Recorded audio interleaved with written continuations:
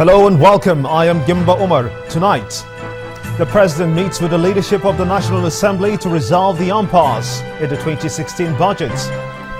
Senate steps down debate on petroleum industry bill to give lawmakers more time to study details of the proposed reforms. Managing Director of the Kaduna Refinery and Petrochemicals Company says that tomorrow the plant will resume daily production of 2 million litres of petrol. And trouble brews in South Africa as Nigerians and indigents are set to clash over alleged trading on narcotics. And on business news tonight, the Central Securities Clearance System of the Nigerian capital market receives its certification in information security. On sports news tonight, a British jury blames police failures for the deaths of 96 Liverpool soccer fans in the 1989 Hillsborough Stadium crash.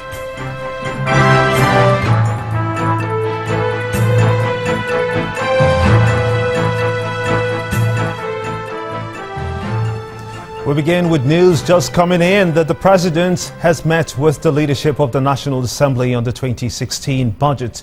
The meeting had in attendance the Senate President, Dr. Bukola Saraki, and the Speaker of the House of Representatives, Yakubu Dogara.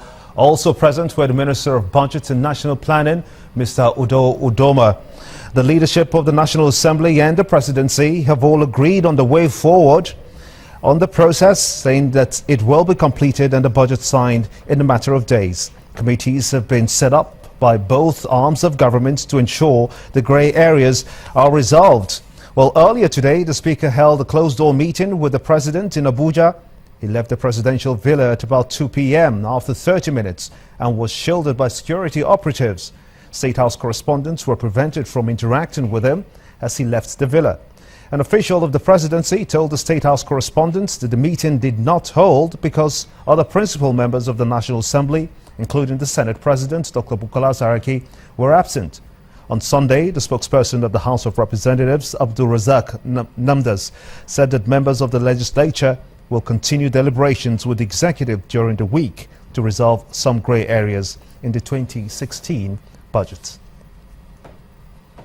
In the meantime, the Senate has stepped down debate on the petroleum industry bill to allow lawmakers to study the details of the document.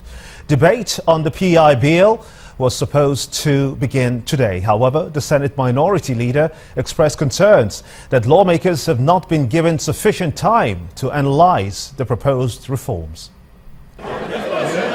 It's the resumption of legislative proceedings in the Senate for the week. Federal lawmakers in the upper chamber begin the process of working on the much-anticipated petroleum industry bill. The delay in the passage of the PIB has denied the country of huge investment opportunities in the oil and gas sector. A lawmaker from the ruling party proceeds with the lead debate on the PIB. The bill seeks to transform the Nigerian oil and gas landscape by providing for an efficient and effective governance and institutional framework for the industry with clear separation between policy, regulatory and commercial institutions. The main objectives of the bill are: A, to create efficient and effective institutions with clear and separate roles for the petroleum industry. Rather than proceeding with debating the PIB, two federal lawmakers make some observations. The petroleum industry bill is such an important bill that will affect every family in this country and will affect even the budget of the federal government that we are doing today. It is not the kind of bill that we can stay here and gloss over and then allow somebody to do a lead debate without some senators having the bill in their hands.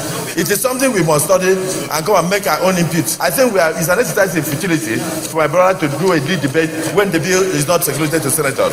The PIB was an executive bill submitted to this chamber, and as an executive bill it was submitted wholly as one bill to be considered wholly and thoroughly. To my greatest surprise, the presenter here is telling us that he has separated the bills into parts and pieces to be considered. I don't know where he drew that authority from. The Senate President responds. Definitely the bill was distributed. But what we'll do, listen, the deal was definitely distributed. It was distributed on Thursday.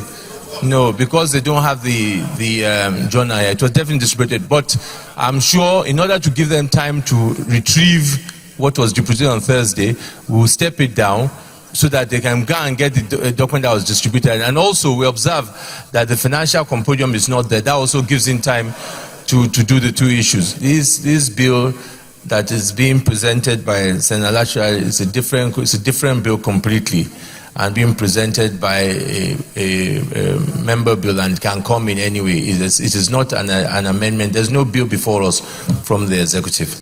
Debate on the PIB is expected to commence on Wednesday, April 27th. Linda Akibe, Channels Television News.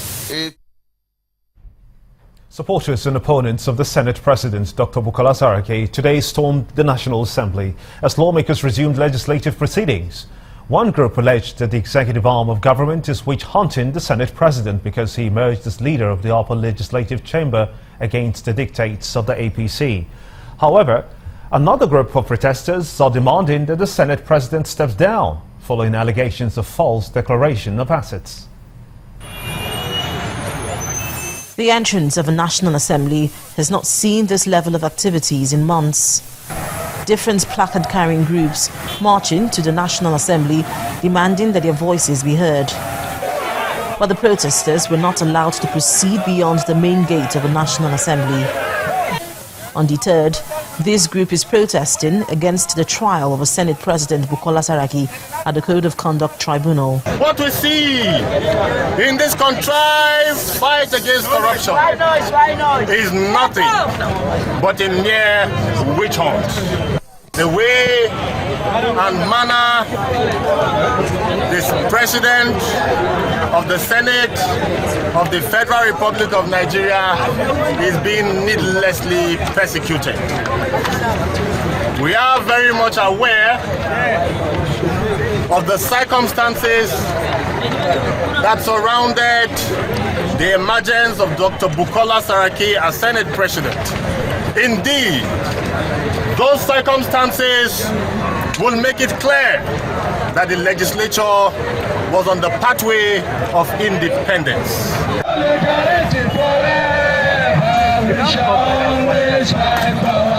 The second group is here with a different agenda. They have an axe to grind with the National Assembly. They didn't give us our budget clean without any constituency budget. One.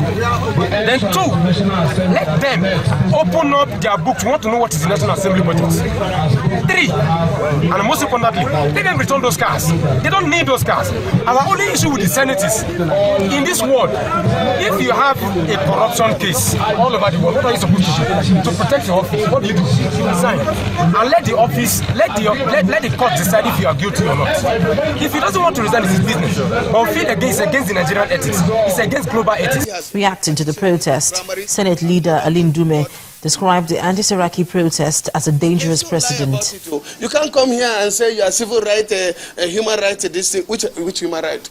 Or civil this thing, and then you start saying people should donate and that they should drive these idiots, calling us all sorts of names. You know, it doesn't work that way. There is a democratic process. The only difference in democracy and autocracy and the military is this institution. So when some people come and you people think that it is something that you should even listen to them, it's very unfortunate. Supposing this Senate is occupied, then where is the democracy? In the meantime, the protesters say they will lay siege at the National Assembly for the next 4 days. Linda Akibe, Channels Television News. In the meantime, the House of Representatives has mandated the Inspector General of Police, Mr. Solomon Arase, to immediately conduct a thorough investigation into the Enugu attack, which is said to have led to killings of dozens of people and the destruction of property worth millions of naira. In a motion that enjoyed popular support, the House says that the police chief must ensure the perpetrators are brought to justice. The House is also inviting the Director General of the Department of State Security Service to appear and brief the lawmakers on the rising cases of unidentified herdsmen causing mayhem in the country. The sponsor of the motion, Honorable Chukwuemeka Ujam, warned that if drastic measures are not taken, the incident could happen again. It's been one report after the other communities attacked by suspected Fulani herdsmen. Attacks that have left many dead, others injured, and buildings destroyed. The Deputy Senate President, coming through a point of order, informs the Senate of another attack in Enugu State. Over 50 persons were killed in the earlier hours of yesterday at Ozo 1 in Enugu State, Ozo 1 local government in Enugu State. We had about 2,000 people that were displaced. And of course, over 100 people were injured. Houses were burned, including churches. The lawmaker reminded lawmakers that the Senate had asked the committees on agriculture and national intelligence to hold a public hearing to find solutions to the frequent clashes between Fulani herdsmen and farmers in several communities in the country. I recall that in my contribution, I suggested that the Committee on Agriculture and Rural Development and National Security and Intelligence do conduct a public hearing on this matter with a view to articulating a lasting solution to the problem. Up till now, that public hearing have not started. A similar motion was considered in the House of Representatives. Representative Chukwemeka Ujem, who raised the motion, warned that if drastic measures are not taken, the incident is likely to reoccur. That the incidence of herdsmen invasion is no longer news in Nigeria. From the recent sad news at Agatu Benue State to Taraba, to Ondo, and now Enugu State. It is now becoming a recurrent event that threatens the peace and security of this great nation, depriving citizens of their right to life and safety of their property, guaranteed by the Constitution of the Federal Republic of Nigeria. In its resolution on the matter, the House mandated the Inspector General of Police to immediately conduct a thorough investigation into the attack. The House has also invited the Director General of the Department of State Security to explain the rising cases of unidentified herdsmen causing mayhem in the country. Lanre Lasese, Channels Television News. In part two, after the break, Nigeria police set to restore civil rule in liberated communities as Boko Haram gets new uniforms. Stay with us.